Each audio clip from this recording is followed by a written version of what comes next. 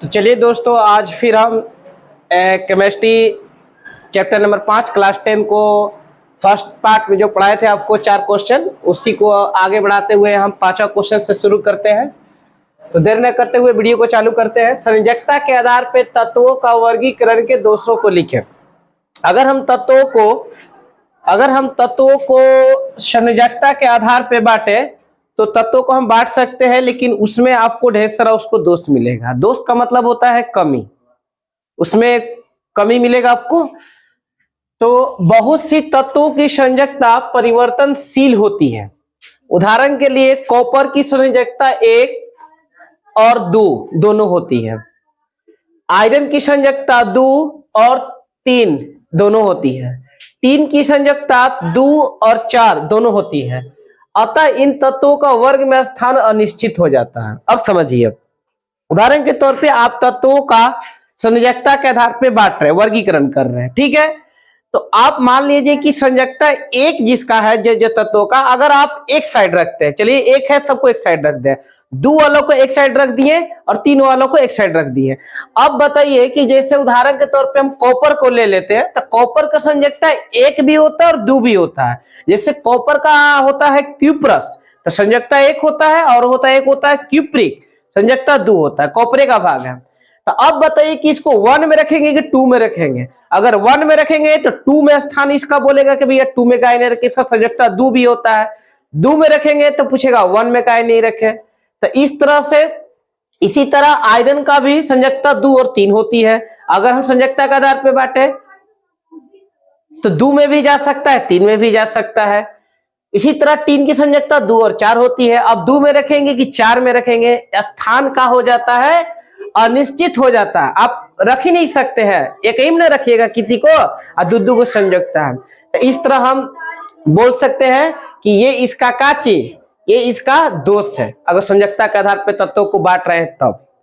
दूसरा इसका दोष है कि एक ही संयोजकता वाले तत्वों के गुण एक दूसरे से भिन्न हो सकते हैं। उदाहरण के लिए सोडियम और क्लोरीन दोनों की संयोजकता कितना होती है? 1। सोडियम का संयोजकता भी 1 होता है और क्लोरीन का भी 1 होता है, किंतु इन दोनों के गुण एक दूसरे से नितांत भिन्न होते हैं। इन दोनों का जो गुण होता है, सोडियम का और क्लोरीन का, आप भी जानते हैं कि इन दोनों का गुण बहुत ज्यादा भिन्न होता है। भैया ये कहाँ धातु है, ये कहाँ धातु है, ये कहाँ धनात्मक तत्व है, ये कहाँ ऋणात्मक तत्व है कि नहीं?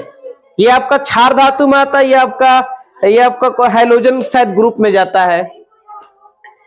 एक दूसरे से नितांत भिन्न होते हैं। सोडियम एक प्रबल विद्युत धनात्मक धातु है, जबकि क्लोरीन एक प्रबल विद्युत ऋणात्मक अधातु है।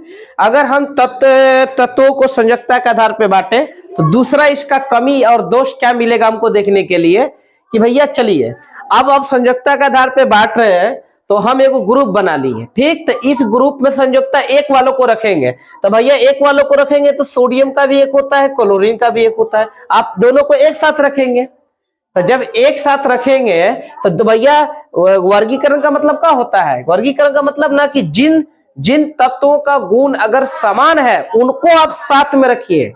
तो भैया यहाँ पर तो संयोजकता के आधार पर बांट दिए, लेकिन इन दोनों में आसमान जमीन का अंतर आपको दिखाई देगा। इन दोनों का रासायनिक गुण एकदम अलग अलग होता है। सोडियम का है, धातु है, क्लोरीन का है, अधातु है। सोडियम विद्युत धनात्मक का है, विद्युत धनात्मक तत्व है, जबकि क्लोरीन का है विद्युत ऋणात्मक तत्व है। ये आपका क्षार धातु में आता है, ये आपका हैलोजन धातु में आता है, हैलोजन अधातु में आता है, सॉरी। तो ये आपके, अगर मैं संयोजकता के आधार पर तत्वों को वर्गीकरण करूं तो ये आपको 2 कमियां और 2 दोष आपको देखने के लिए मिलेंगे। अब चलते हैं क्वेश्चन नंबर 6 पे। तत्वों के धातु और अधातु में वर्गीकरण के प्रणाली के दोषों को लिखें। अब है कि तत्वों को अगर हम धातु और अधातु में वर्गीकरण के प्रणाली के दोषों लिखें। सबसे पहले तत्वों को वर्गीकरण किस आधार पर किया गया था? धातु और अधातु पे किया था। किसने किया था? लववाजे ने किया था।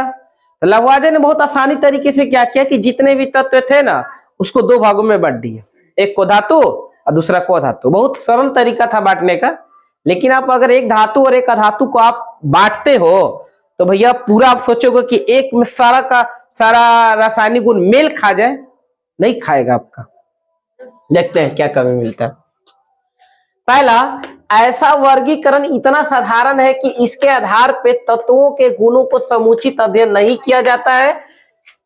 ये मतलब सबसे आसान तरीका है। देखो साधारण है ना, इतना साधारण वर्गीकरण है, मतलब इतना आसानी से इसको बांट दिया गया कि तुम सोचोगे कि सारे तत्वों के गुणों को समुचित अध्ययन कर ले हम, मतलब एक तत्व के बारे में जाने, अब पूरा मतलब 8-10 को तत्व के बारे में मालूम चल जाए, इससे आपको इससे नहीं होने वाला। ये बहुत आसान और सिंपल तरीका से बांटा गया था, इसमें कोई दिमाग मग उतना नहीं लगाया गया था।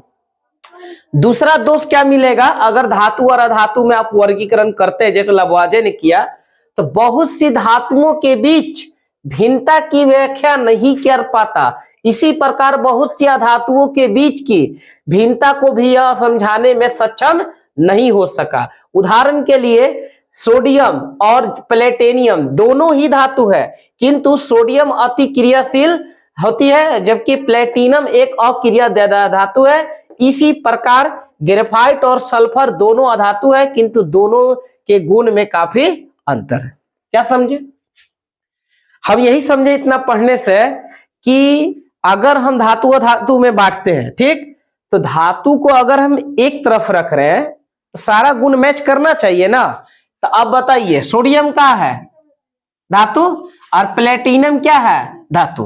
तो आप तो इसको जब धातु और अधातु के आधार पे बांटिएगा तो सोडियम और प्लेटिनम तो एक साथ रहेंगे।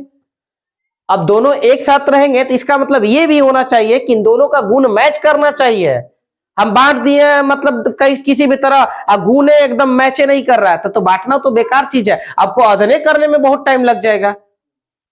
बांटना इस तरह है, वर्गीकरण करना इस तरह है ना कि एक तरफ जिस तत्व को आप रख रहे हैं ना तो उनका गुण भी मैच करना चाहिए ताकि ना अध्ययन करने में आसानी हो आपको।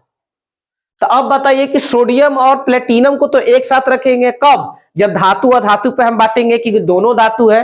और सोडियम आप जानते हैं कि सोडियम बहुत अति क्रियाशील धातु है, किसी से भी क्रिया करने के लिए तुरंत रेडी हो जाता है। जबकि प्लेटिनम जो है आपका, ये कौन सा धातु है? ये अक्रिय धातु है। कभी आप पढ़े, इतना किताब पढ़े हैं, अभी क्रिया रिएक्शन किए हैं, बताओ प्लेटिनम कहीं आया अभी तक? बहुत कम, ना के बराबर, एकदम ना के बराबर। और जितना भी क्रिया होता है देखते हैं सोडियम कहीं ना कहीं से आ जाता है। Sodium oxide, sodium carbon dioxide, sodium monoxide आ जाता है कि नहीं आ जाता है?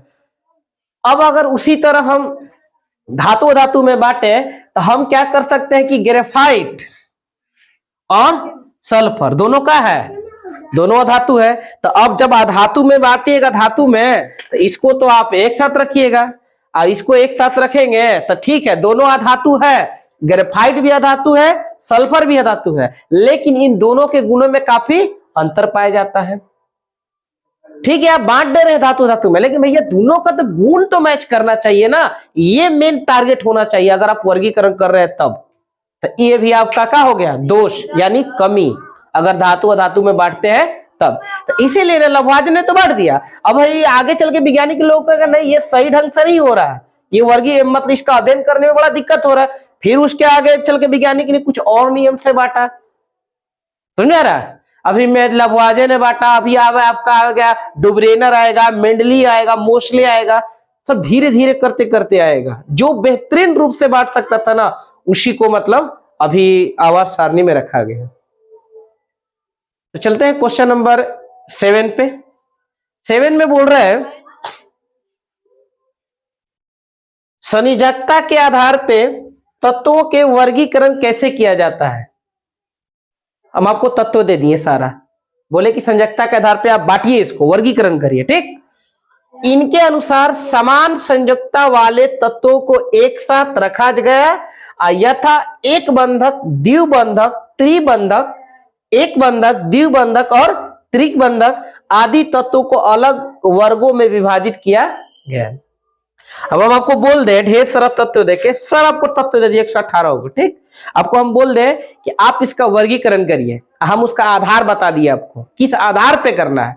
आधार भी तो मालूम होना चाहिए ना।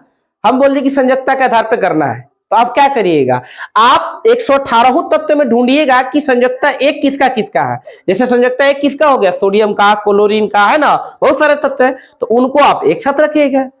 द्विबंधक मतलब संयोजकता 2, अब जिसका संयोजकता 2 है उसको एक साथ रखेंगे। त्रिबंधक जिसका संयोजकता 3 हो, जैसे एल्युमिनियम का, है ना, उसको हम एक साथ रखेंगे। जिसका संयोजकता 4 हो, है ना, उसको चतुष्बंधक बोलेंगे या बहुबंधक बोलेंगे। तो जिसका संयोजकता 1 अलग साइड में रखेंगे, जिसका संयोजकता 2 अलग साइड में रखेंगे, और संयोजकता 3 अलग साइड में रखेंगे।